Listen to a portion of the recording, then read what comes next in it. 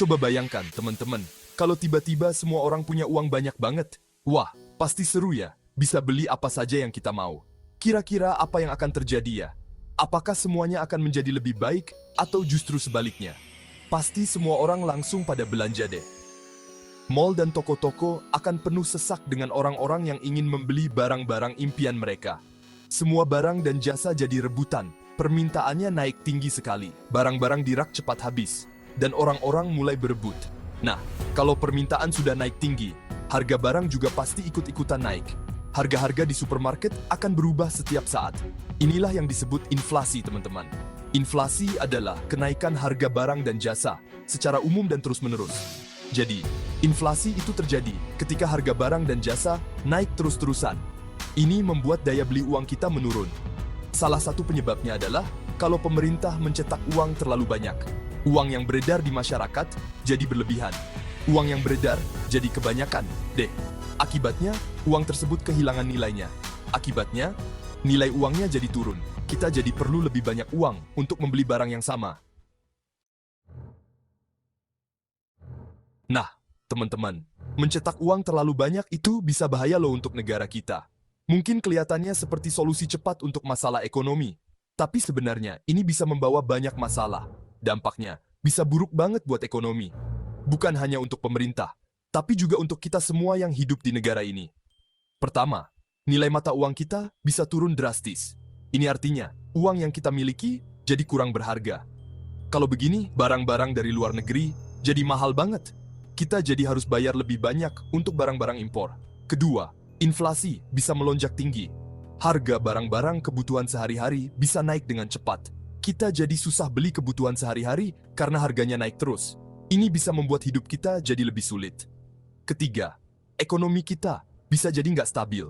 Ketidakstabilan ini bisa membuat banyak orang kehilangan pekerjaan. Dua, para investor jadi takut dan malah menarik uang mereka dari Indonesia. Ini bisa membuat investasi di negara kita menurun drastis. Contohnya, negara Venezuela di tahun 2016 pernah mengalami hal ini. Mereka mencetak banyak uang untuk mencoba menyelesaikan krisis ekonomi. Waktu itu, pemerintahnya mencetak banyak uang untuk mengatasi krisis ekonomi. Tapi langkah ini malah memperburuk keadaan. Tapi hasilnya malah inflasi di Venezuela jadi sangat tinggi, lebih dari 1 juta%. Ini adalah contoh nyata dari bahaya mencetak uang berlebihan. Uang mereka, namanya Bolivar, jadi hampir nggak ada harganya. Kita harus belajar dari pengalaman ini dan berhati-hati dalam mengambil keputusan ekonomi. Supaya hal buruk seperti di Venezuela tidak terjadi di Indonesia, kita perlu memahami peran penting bank sentral. Setiap negara punya bank sentral yang bertugas menjaga stabilitas ekonomi. Di Indonesia, kita punya Bank Indonesia yang berperan besar dalam menjaga kestabilan ekonomi kita. Tugas utamanya adalah menjaga agar nilai mata uang kita tetap stabil dan tidak mengalami fluktuasi yang berlebihan. Caranya gimana? Salah satunya dengan mengatur jumlah uang yang beredar di masyarakat melalui kebijakan moneter. Bank sentral juga punya wewenang untuk menentukan suku bunga acuan yang sangat berpengaruh pada perekonomian. Suku bunga ini penting loh, karena bisa mempengaruhi jumlah uang yang dipinjam dan diedarkan di masyarakat, serta mempengaruhi tingkat konsumsi dan investasi. Dengan mengatur jumlah uang yang beredar dan suku bunga, Bank Indonesia bisa menjaga agar inflasi tetap terkendali dan perekonomian tetap sehat. Selain bank sentral, ada juga loh organisasi internasional yang ikut mengawasi ekonomi di seluruh dunia. Contohnya seperti International Monetary Fund, disingkat IMF, dan Bank Dunia. Lembaga-lembaga ini memberikan pinjaman dan bantuan kepada negara-negara berkembang, termasuk Indonesia. Tapi mereka juga memberikan syarat-syarat tertentu agar negara yang meminjam uang bisa menjaga kestabilan ekonominya.